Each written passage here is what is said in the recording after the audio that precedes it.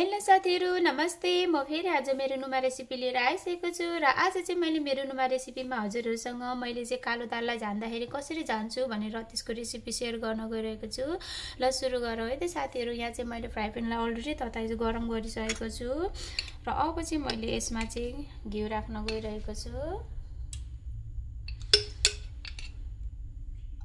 मैले चाहिँ यसमा 2 चम्ची जति घिउ राखे। हजुरले चाहनु भयो भने यसमा तेल राखेर पनि जान सक्नुहुनेछ र त्यसपछि चाहिँ मैले यसमा चाहिँ अब सानो चम्चीको 1 चम्ची जति जीरा राखे र त्यसपछि यहाँ चाहिँ साथीहरु यहाँ मसँग चाहिँ 2टा रातो खोर्सानी र थोरै जिमु छ। मैले यसलाई पनि अब यसमा राख्छु।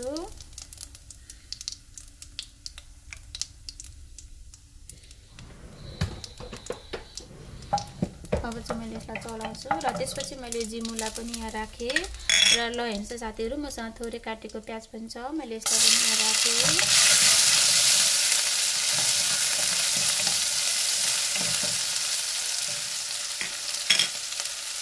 र साथीहरु अब चाहिँ मैले थोरै यसमा लसुन र अदुवा चाहिँ पिसेको पनि राख्न गइरहेको छु।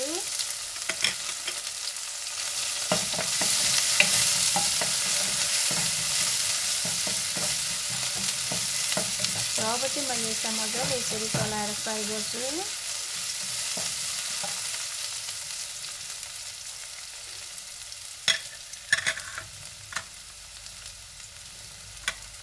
घिउमा यसरी झानेको दाल चाहिँ असाध्यै मिठो हुन्छ साथीहरु। हजुरहरुले यदि हजुरहरुसँग घिउ छैन भने हजुरहरुले तेलमा पनि यसरी झानेर खान सक्नुहुनेछ।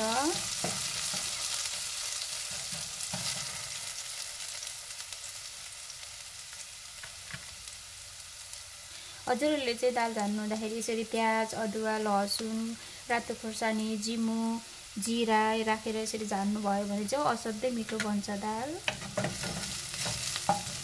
हेर्नुस् त अब यसलाई चाहिँ हल्का फ्राई गर्ने यसरी नै थोरै।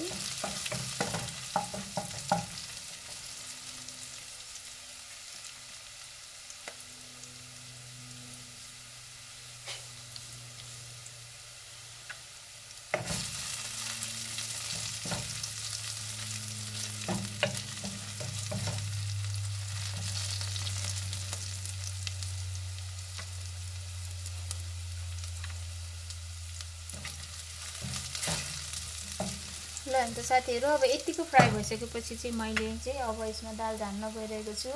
मैले चाहिँ अघि नै यहाँ हेर्नुस् साथीहरु मैले चाहिँ अघि नै दाल पकाएर रेडी पारिसकेको छु सिटी लाएर।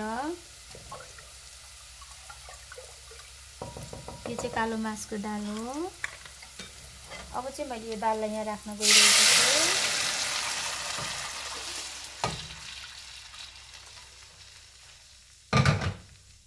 ल अन्त साथीहरु अब चाहिँ मैले यसमा थोरै हरियो प्याजको पत्ता पनि राख्न गइरहेको छु।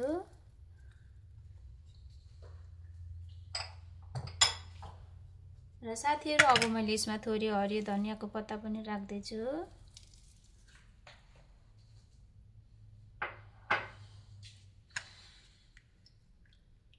र साथीहरु यो दालमा नुन चाहिँ मैले नुन र बेसार चाहिँ मैले अघि नै दाललाई सिटी लाउँदाखेरि राखिसकेको थिएँ। नुन हजुरले स्वाद अनुसार राख्न सक्नुहुनेछ।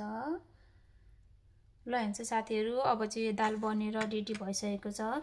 यसरी झानेर बनाएको दाल चाहिँ मामसँग खाँदाखेरि असाध्यै मिठो हुन्छ साथीहरु। हजुरले पनि यदि कालो दाल रुचाउनुहुन्छ कालो मासको दाल भने हजुरले मेरो रेसिपीलाई फलो गरेर यस्तै एकदमै मिठो र स्वादिलो दाल बनाएर झानेर खान सक्नुहुनेछ। ल हस् त thank you so much for watching my video. Bye by.